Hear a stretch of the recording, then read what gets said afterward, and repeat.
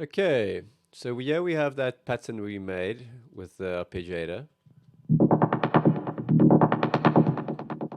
So, no, it's pretty basic, but once edited and chopped up, it kind of works with the track.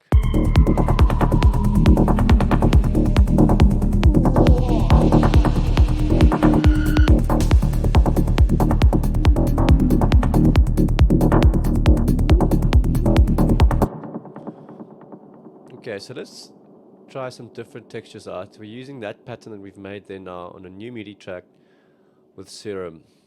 Obviously the EQ is there. I do notice a lot of producers, young producers, when they're making music, forget EQs. Really just be aware of that. Put a basic EQ first. You can always sculpt it more. These EQs, generally the normal setting of EQ8 lets quite a lot of low frequencies through. So for big leads, I do tend to use this one. But this does make a little bit of a peak here where it's cutting, the 4x. So just be aware of that. Anyway, so now we're going to work a bit on Serum. We're using the same pattern we've got. We're going to start from scratch. This sounds absolutely terrible, but that's fine. We don't mind. So let's actually put this in the key of the track, because we haven't really got much going on in the actual key synth-wise, so we can now take advantage of that. So a whole new texture, new synth, Serum.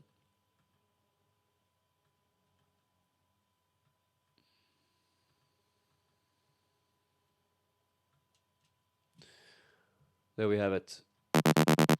So first of all, what's my rules is to add some modulation. First of all, a filter. So we do have low pass sounds happening with the wavetable synth sounds using a low pass filter.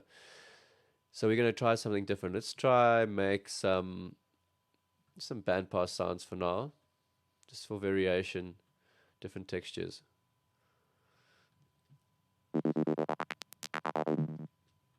And just to make it a bit more flavor, we can send it to our sends.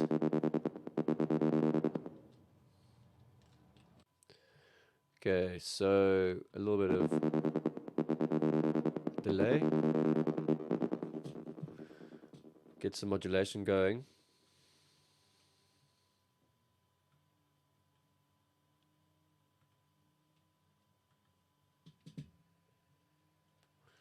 Check my MIDI isn't clashing with anything else. So now we've got the cuts off moving. Got some sends going just for basics. We can record perhaps just kick and bass, maybe percussion with this synth whilst tweaking it, just so I can get the filter moving. I can also just duplicate the filter from the other track, but I'm going to try and avoid that because I want to have a different type of expression on the sound. It's also a different texture, so rather than going with the same automation, and basically this is a bandpass filter, so I wouldn't really want the same modulation happening than I did with the wavetable or the low pass. So I'd rather draw my own in. So we can just hear what it sounds like. It's going to be very basic for now.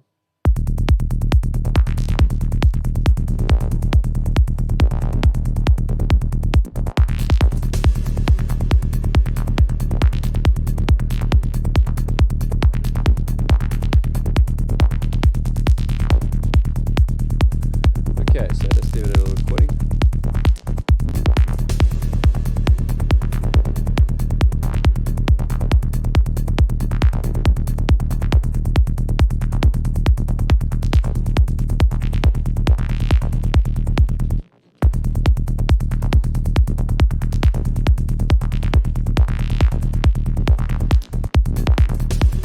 That's very basic, but it sounds quite nice already. Let's adjust the volumes on that.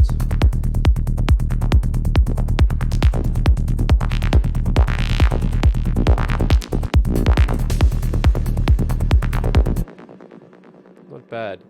So we're going to check our levels out. Levels are very important. Your kick drum is always the loudest. So -12 there is for my kick. So I'm not going to have the lead close to that. I'm going to have it -14 at the loudest.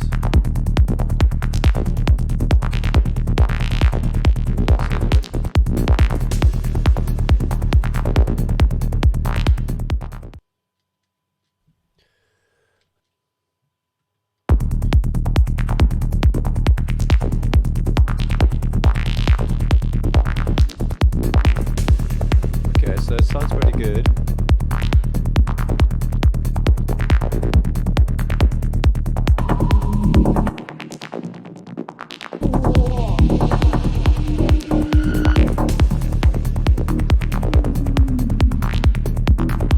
Bit more volume.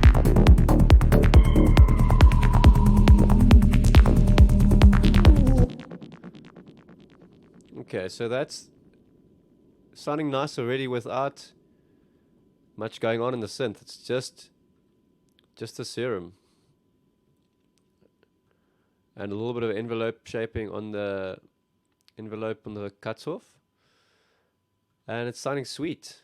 So we haven't even got into using FM and stuff. So let me just add a panning to it for now. I'll show you which one I really like. There's a few I like, but this one's free. Pancake.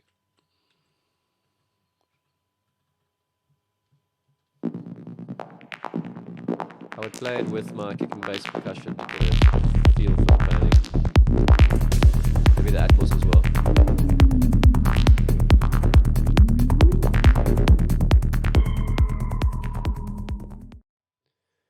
Panning for leads, I would try have a few leads way more in the middle. So I wouldn't usually put this mix up full. Maybe for some leads, more subtle ones. Remember, the bigger your sounds are, the less you want to pan them. Unless they are in breaks and you have some crazy sound effects going from left to right. For the algorithms for the panning, I like to keep sort of off normal 4/4 grids. So 3/8, 6/4, 3/16. I like these settings to play around with rather than everything being 4/4, 8, 1/8 or 1/16. So I decided what I like.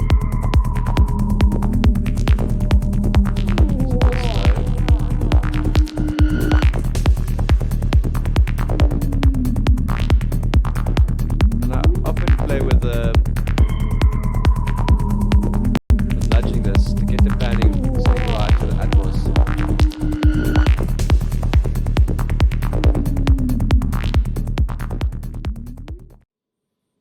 So with this lead sound and all leads, envelopes are very, very important. You could say almost just as important as your kick and bass.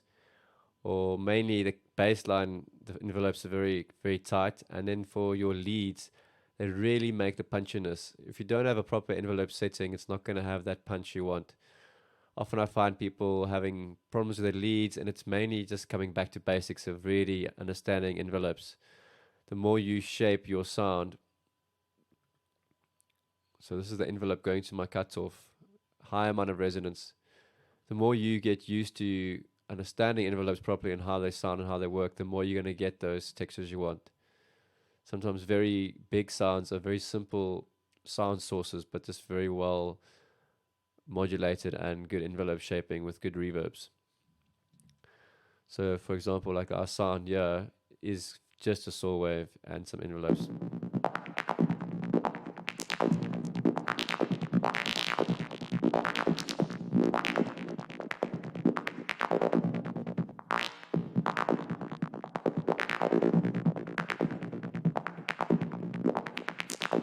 Okay, so let's introduce some other types of sounds. Maybe a second oscillator. And we can make FM from source B. Turn the volume off. You do if you want to modulate this oscillator with that oscillator. You don't really want both playing.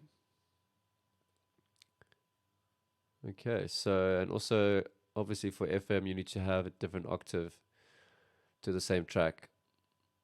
unless the waveform is already in a different key. But if they're in the same key, you want an octave apart.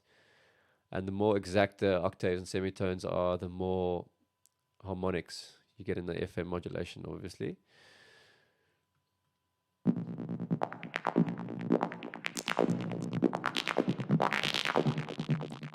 Generally, softer waveforms will sound better.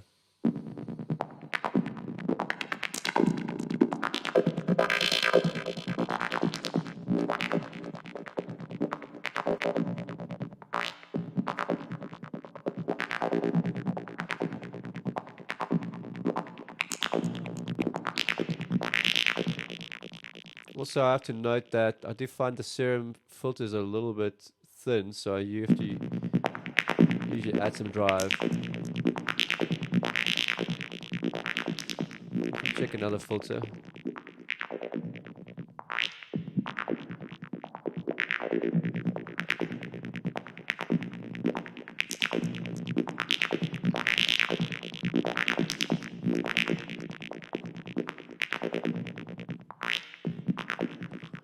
We play with our envelopes a bit more to shape it.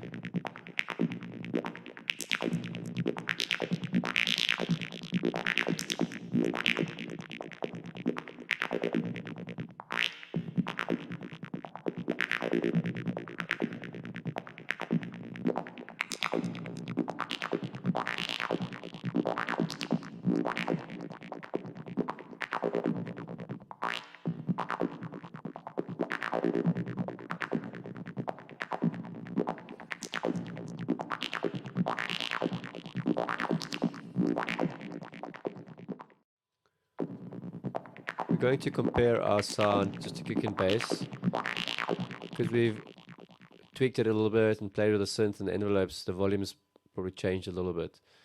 So we are gonna change the volume according to the kick and bass to get a good level.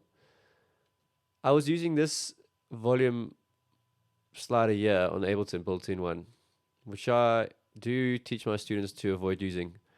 The reason is, if you keep it on 0 and you rather use a utility, is that you'll get to the end of your track and everything's going to be at 0, all your levels. So you're having a late night session mixing or doing whatever onto your track, and then you adjust the lead, say by dB. The next morning when you open up your studio, you can see everything's on 0 and you've just adjusted the synth. So that's also a good reason not to use these sliders, to keep them on 0 for your final mix down. It makes life a lot easier. So let's adjust this synth to kick and bass just to get the right volume.